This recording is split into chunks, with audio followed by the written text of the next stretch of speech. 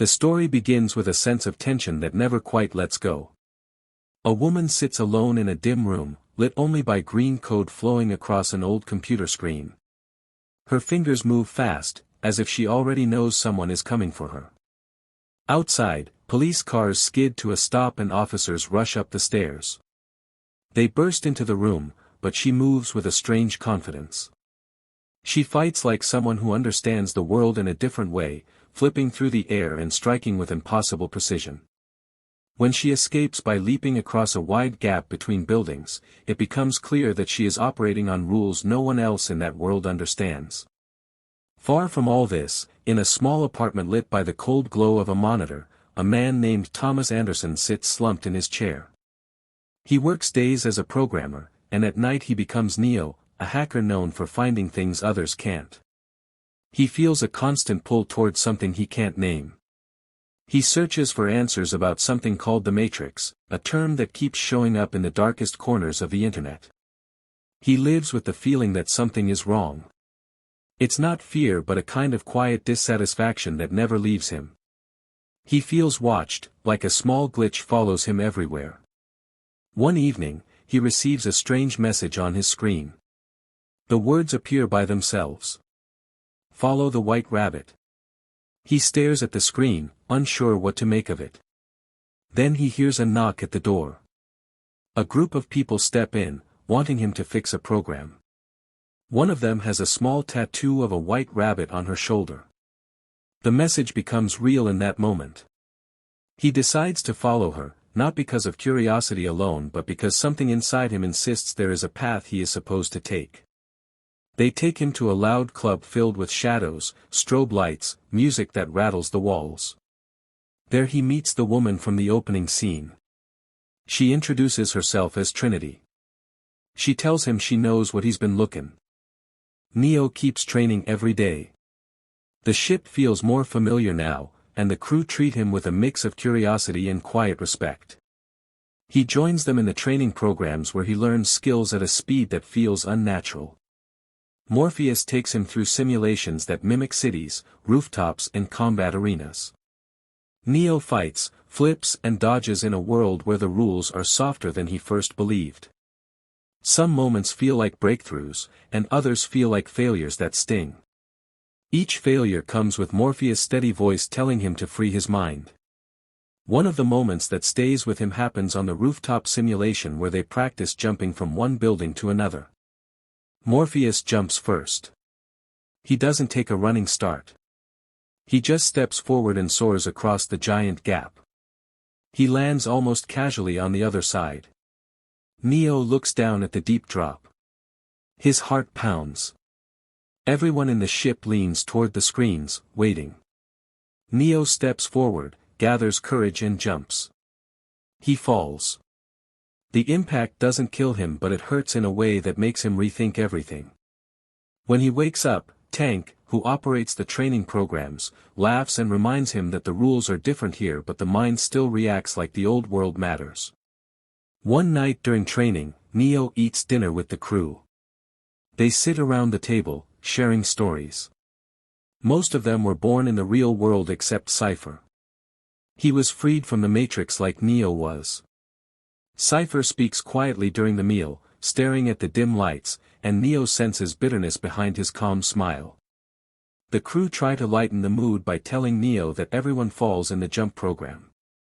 They talk about the machines, the sentinels, and the responsibility they all carry.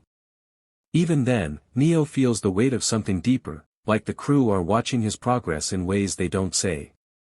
Cypher lingers behind after dinner. Neo catches him looking at the screens with an empty stare. Neo doesn't know it yet, but Cypher. Neo and Trinity enter the Matrix and walk straight into a high-security building where Morpheus is being held. Their confidence draws attention the moment they step through the doors. Security guards rush toward them, but Neo doesn't hesitate. He opens his coat to reveal a wall of weapons, and the fight begins. Bullets tear through marble pillars and walls, and alarms echo through the lobby.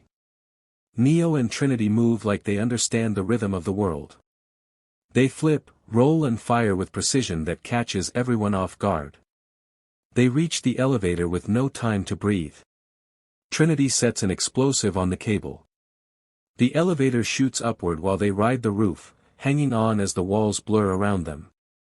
When the charge goes off, the shock wave fills the building. Smoke pours out of the lobby and the top floors shake. They run straight to the roof where agents are waiting. One of them fires at Neo. He dodges in a way no one expects, bending and twisting as if time itself stretches around him. Trinity takes down the agent by shooting the pilot of a helicopter, forcing the agent's host to collapse. They reach Morpheus' room. He sits tied to a chair, half-conscious, while Agent Smith tries to break into his mind. Smith speaks in a slow, heavy tone about how humans are a disease and how the Matrix is order. Morpheus struggles to resist, but he's weakening.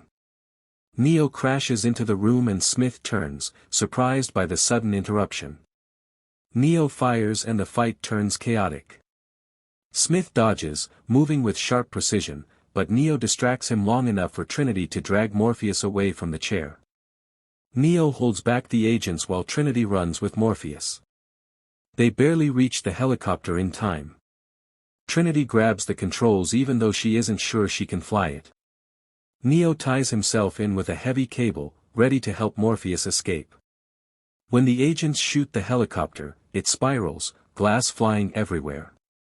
Neo jumps and catches Morpheus midair. The wait any. Neo takes the call and the world shifts around him. The walls ripple like water and the city bends out of shape.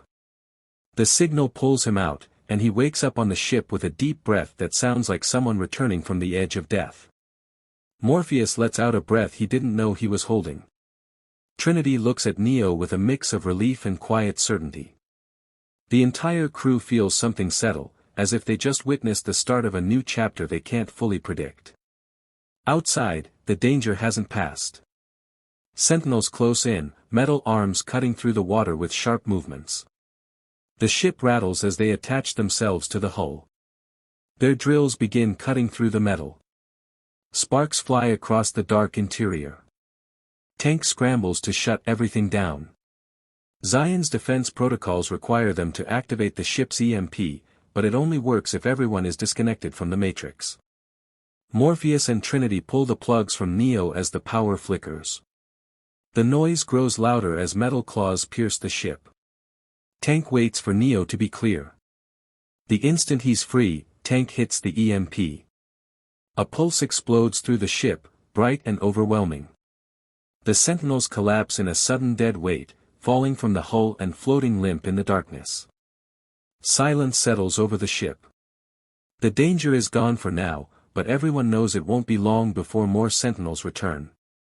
For the first time, though, they feel they have a chance. Neo sits up, still processing the shift inside him. He feels different. The world around him feels clearer. It's not confidence alone. It's understanding. He has crossed the boundary between belief and certainty. Over the following days, Neo learns more about what he can do. His connection to the Matrix has changed. He feels the code behind every simulation.